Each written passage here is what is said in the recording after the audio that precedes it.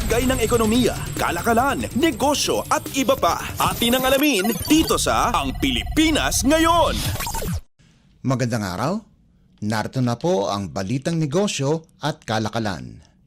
Nilagdaan ng Department of Labor and Employment o DOLE at Philippine Economic Zone Authority o PEZA ang isang kasunduan para sa data sharing ng mga dayuhang manggagawa sa mga economic zone sa bansa. Layon ng nasabing agreement na gawing mas mabilis at epektibo ang proseso ng employment permits at PEZA visas bilang bahagi ng Green Lane Initiative ng gobyerno. Ayon kay DOLE Secretary Bienvenido Laguesma, layunin ng kasunduan na tiyaking patas ang labor standards at maprotektahan ang karapatan ng mga manggagawang Pilipino. Sinabi rin ni PEZA Director General Tereso Panga na ito'y bahagi ng Philippine Labor and Employment Plan 2023 to 2028 na inaasahang magbibigay ng daang-daang libong trabaho taon-taon. Ang kasunduan ay nagtatakda ng maayos na pagbabahagi ng datos kabilang ang mga detalye ng foreign nationals na may employment permits o visas upang mapabuti ang proseso ng beripikasyon at regulasyon. Pinasiyanan din sa isinagawang ceremonial signing ang ilang mga opisyal mula sa kapwa, DOLE at PEZA. Lagay ng ekonomiya, kalakalan, negosyo at iba pa. Atin ang alamin dito sa Ang Pilipinas Ngayon. Kumpiyansa ang Department of Energy o DOE, partikular na si Director Rino Abad, ang Direktor ng Oil Industry and Management Bureau, na magiging maganda ang presyuhan ng produktong petrolyo sa taong 2025. Sa kabila kasi anya ng ilang linggong taas presyo ay nananatili ang sobra-sobrang supply ng langis sa mundo kung ikukumpara sa mga nangangailangan nito.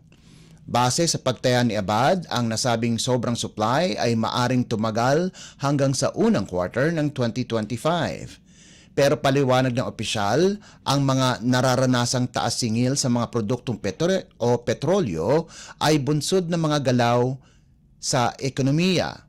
Kapag nagbaba ng interest cut ang mga international banks, ay tumataas ang demand ng langis kaya tumataas din ang presyo nito. Pagbibigay din ni Abad na sa oras na matigil na ang mga interest movement ng mga bangko, ay mararamdaman na ang pagbaba ng presyuhan ng mga produktong petrolyo. Lagay ng ekonomiya, kalakalan, negosyo at iba pa. Atin ang alamin dito sa Ang Pilipinas Ngayon.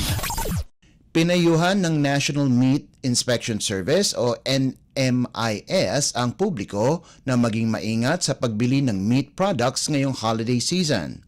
Ayon sa NMIS, dapat isaalang-alang ang mataas na pamantayan ng kaligtasan at kalidad sa pagbili ng karne.